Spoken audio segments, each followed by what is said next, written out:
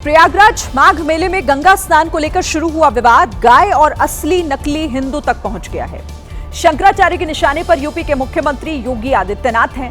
शंकराचार्य स्वामी अभिमुक्तेश्वरानंद ने press conference कर मुख्यमंत्री योगी आदित्यनाथ से 40 दिन में हिंदू होने का प्रमाण मांगा है। 40 दिन का समय आपको हम दे रहे हैं। 40 दिन में आप अपने गौ भक्त हिंदू होने का प्रमाण दीजिए।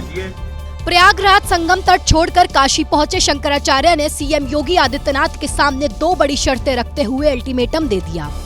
अगर आप ये प्रमाण नहीं दे पाते हैं तो ये समझा जाएगा कि आप नकली हिंदू हैं, छद्म हिंदू हैं, कालनेमी हैं, पाखंडी हैं। शंकराचार्य ने तारीख भी तय कर दी और जगह भी, जहां से शर्तें पूरी न होने पर सीएम योगी को अहिंदू होने का ऐलान किया जाएगा। अब चाहेंगे कि 10-11 मार्च को हम लखनऊ में संत महंत आचार्य इकट्ठे हों और उस समय तक सरकार की ओर से जो कुछ भी किया गया होगा उस पर चर्चा होगी। आपके द्वारा जो कुछ भी प्रदर्शित किया जाए उसके आधार पर आपको हिंदू हृदय सम्राट या फिर गैर हिंदू नकली हिंदू घोषित करें। शंकराचार्य स्वामी अभिमुक्तेश्वरानंद ने यूपी सरकार पर कई गंभीर आरोप लगाए हैं। उन्होंने कहा कि माघ मेला में प्रशासन ने हमसे बदसलूकी की, हम पर पुलिस ने लाठियां चलवाई हैं। इन्हीं बातों का जिक्र करते हुए शंकराचार्य ने अपनी 2 शर्तें रखी हैं। पहली शर्त ये कि यूपी में गौ हत्या पर रोक लगे और दूसरी शर्त 40 दिन के भीतर गाय माता को राज्य माता घोषित किया जाए। शंकराचार्य की इस मांग के बाद बीजेपी ने कांग्रेस को घेरते हुए एक बड़ा बयान दिया है।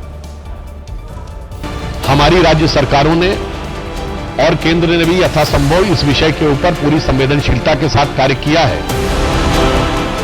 शंकराचार्य स्वामी अभिमुक्तेश्वरानंद के बयान का जवाब देते हुए बीजेपी ने कांग्रेस को घेरा।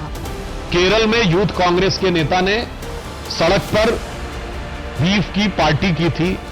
मुझे लगता है उससे अधिक आक्रोश उसकी तरफ होना चाहिए। बीजेपी ने कहा कि साधु संतों को इस मुद्दे पर गंभीरता से विचार करना चाहिए और इस विषय को बहुत ही व्यापक रूप में देखना चाहिए। वहीं इस मुद्दे पर संतों में भी मतभेद हो गया है। प्रयागराज में शंकराचार्य जी के मंच से मेरे द्वारा दिया गया संदेश जब उन्हीं के सोशल मीडिया प्लेटफॉर्म से गायब कर दिया गया तो मुझे शक हुआ कि इस पूरे गेम को कोई और प्लान कर रहा है। देखिए, कुछ संतों ने शंकराचार्य के इस अल्टीमेटम को साजिश बताया और कहा कि इसका मकसद सिर्फ उत्तर प्रदेश के मुख्यमंत्री योगी आदित्यनाथ को कमजोर करना है। कुछ लोग इसे कांग्रेस और समाजवादी पार्टी की साजिश तक बता रहे हैं।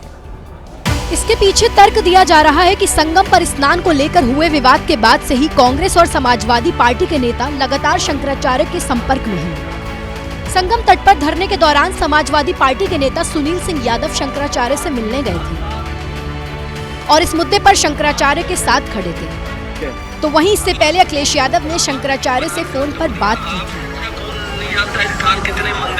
जिस प्रेस कॉन्फ्रेंस में शंकराचार्य ने सीएम योगी को ढोंगी और कालनेमी बताया, उसी प्रेस कॉन्फ्रेंस से ठीक पहले कांग्रेस नेता अजय राय ने शंकराचार्य से मुलाकात की। इसी बीच विश्व हिंदू रक्षा परिषद के नेता ने पोस्टर के जरिए शंकराचार्य को कांग्रेसाचार्य बता दिया। पोस्टर के एक कोने में लिखा था कि पहचानिए धर्म के कालनेमी का असली चेहरा। तो दूसरी ओर राहुल गांधी की तस्वीर लगाकर लिखा था कि धर्म की गद्दी पर बैठकर राजनीति की स्क्रिप्ट पढ़ी जा रही है। यूपी के लखीमपुर खीरी में उस समय सैलानियों की मनोकामना पूरी हो गई जब खुद दुधवा टाइगर रिजर्व का राजा गब्बर सामने आ गया और उनकी गाड़ी के काफी करीब से टहलते हुए चला गया। दुधवा टाइगर रिजर्व घूमने गए सैलानियों के लिए ये किसी तोहफे से कम नहीं था, क्योंकि टाइगर बिल्कुल सामने था। सैलानियों की गाड़ी के सामने वो थोड़ी देर तक रुका रहा और फिर टहलते हुए आगे बढ़ने लगा। इस मौके का फायदा उठाकर पर्यटक अपने कैमरे से बाघ की तस्वीर उतारने लगे। जैसे जैसे टाइगर गाड़ी के करीब पहुंच रहा था, सैलानी रोमांचित होकर उसे देखते रहे। हालांकि जब बिल्कुल पास पहुंचा तो पर्यटक सावधान हो गए, लेकिन बाघ अपनी धुन में चलता रहा और धीरे धीरे छोटे छोटे कदमों से वो जंगल के अंदर चला गया। वहीं सैलानी बाघ का दर्शन कर काफी खुश दिखे और उन्हीं में से किसी एक ने इस वीडियो को शेयर कर दिया।